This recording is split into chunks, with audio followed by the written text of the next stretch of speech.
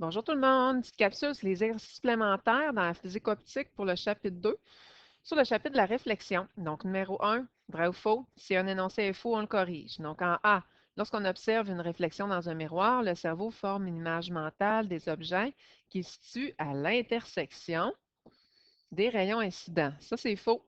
Donc, à cause de ce petit bout-là là, que je viens de souligner, c'est que l'image va se situer dans le prolongement des rayons réfléchis, surtout pas les rayons incidents, hein. Ça, c'est sûr, puisque c'est de là que semble venir la lumière. En B, la loi de la réflexion ne s'applique pas dans le cas d'une réflexion diffuse. Mais non, ça s'applique dans le cas, c'est faux, là, ça s'applique dans le cas d'une réflexion spéculaire ou diffuse. Il n'y a aucun changement. De toute façon, la loi de la réflexion, que l'angle d'incidence est égal à l'angle réfléchi, s'applique tout le temps, tout le temps, tout le temps.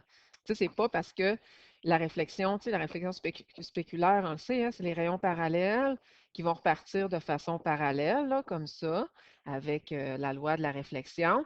Et même si on a une surface qui est bombée, ben, tu sais, si ma normale arrive dans le creux, ma normale arrive là, sur le bout, ou peu importe, je sais que les rayons, ils ne repartiront pas nécessairement donc parallèles, mais tu sais, ça, c'est pas grave, ça respecte pareil la loi de la réflexion, c'est juste que la normale n'est pas à la même place. Numéro C, si on modifie l'angle entre un rayon incident et la normale, quand on a un miroir plein, donc on se rappelle, on a une normale ici, notre rayon incident arrive comme ça, puis notre angle d'incidence est ici, là. Fait que si on modifie cet angle-là, ici, on change automatiquement l'angle de réflexion. Mais c'est vrai, parce que l'angle d'incidence devrait toujours être égal à l'angle de réflexion, fait que c'est vrai. Dans l'examen, il va y avoir des vrais ou faux, mais pas sous cette forme-là. Ça va être plus là, en lien avec les cas, les 5 cas pour les miroirs convergents, puis le 1 cas, là, le seul cas pour le miroir divergent. Si vous connaissez vos cas par cœur, là, ça devrait bien aller pour répondre, admettons, pourquoi que c'est faux, puis pourquoi que c'est vrai. Numéro 2, Olivia place une horloge numérique devant un miroir plan. Si les chiffres sur l'horloge indiquent 10h10, Olivia lira-t-elle 10h10 dans son miroir? Ben, c'est non. Pourquoi? Parce qu'on se rappelle hein, que dans un miroir, les caractéristiques d'une image, c'est une image virtuelle en arrière du miroir, à la même distance, la même hauteur, sauf que la droite et la gauche est inversée. Fait qu'au lieu de lire de gauche à droite, ben, dans le miroir, on va voir de droite à gauche. Fait que, tu sais, dans le fond, là, on va voir le 0, le 1, les petits points, puis après ça, on va y aller avec le 0, le 1. Fait qu'on va voir 0, 1, 0, 1, c'est à la place, et non 10h10. Numéro 3, on a quelle est la longueur focale? Donc, qu'est-ce qu'on cherche là? C'est le F d'une partie interne d'une sphère réfléchissante de 20 cm de diamètre. Qu'est-ce qu'on veut là? C'est qu'on a ici là, une sphère qui est réfléchissante. C'est la partie interne qui est réfléchissante, à l'intérieur comme ça. Fait que dans le fond, là, j'ai comme un miroir là, qui est concave ici. Là. Concave. Puis on nous dit que cette sphère-là, elle a un diamètre de 20 cm. Fait qu'on se rappelle que le milieu de la sphère, c'est le centre de courbure. Puis, c'est comme si l'axe principal est ici, là, l'axe principal.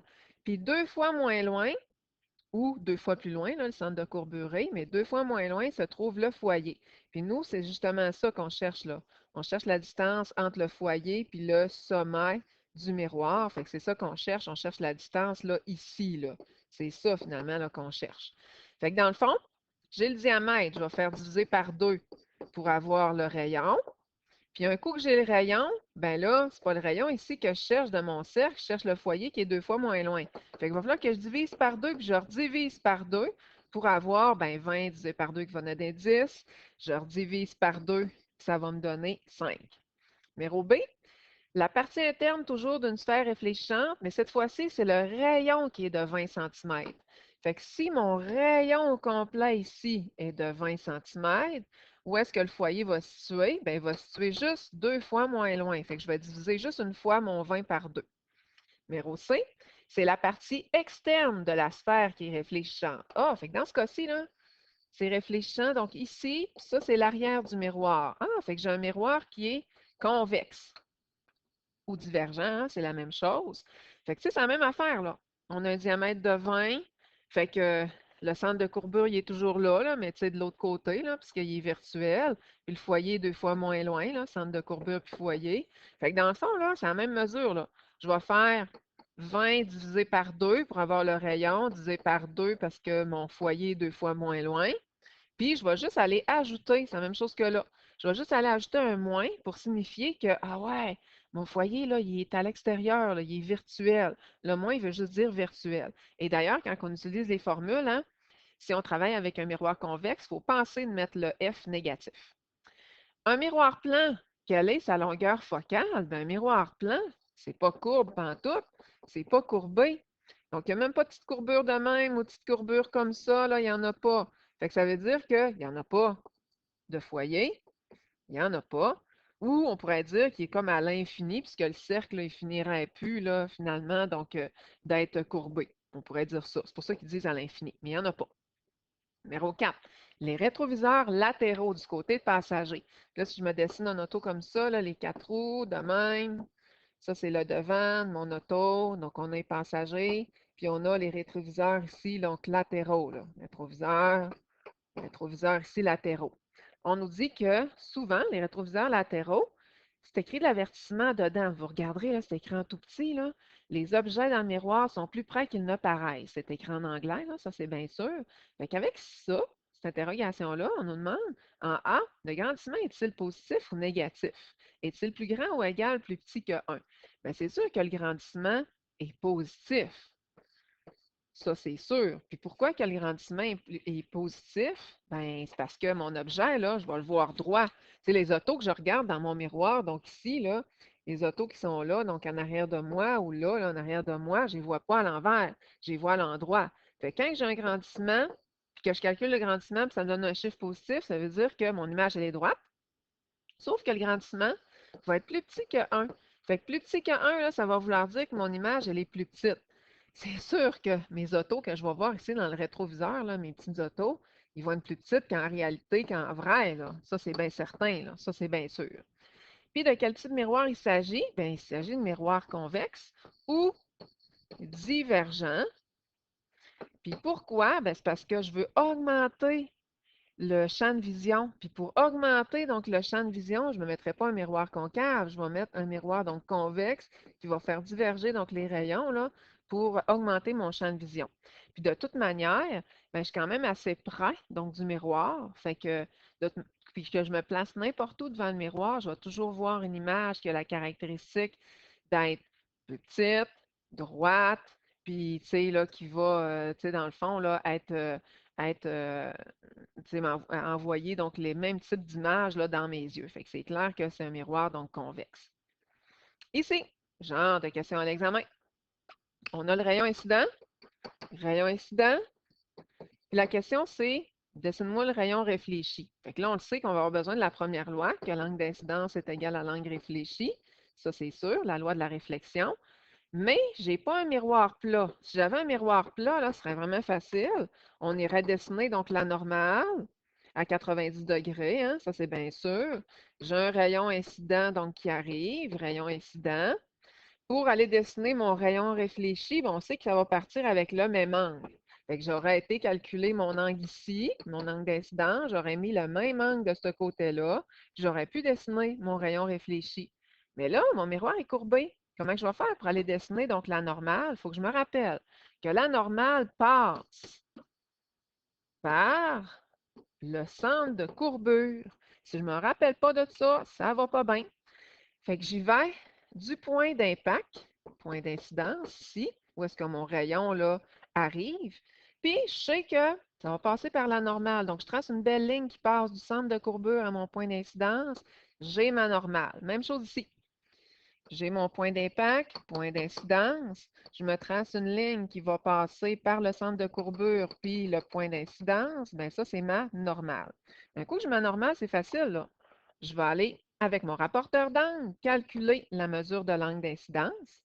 L'angle d'incidence, hein, c'est sûr, ou l'angle d'incident, c'est toujours entre le rayon incident, ici c'est rayon incident, là, comme ça, je me suis comme trompée, puis la normale est là. Je calcule l'angle, puis je vais aller mettre la même angle de l'autre côté.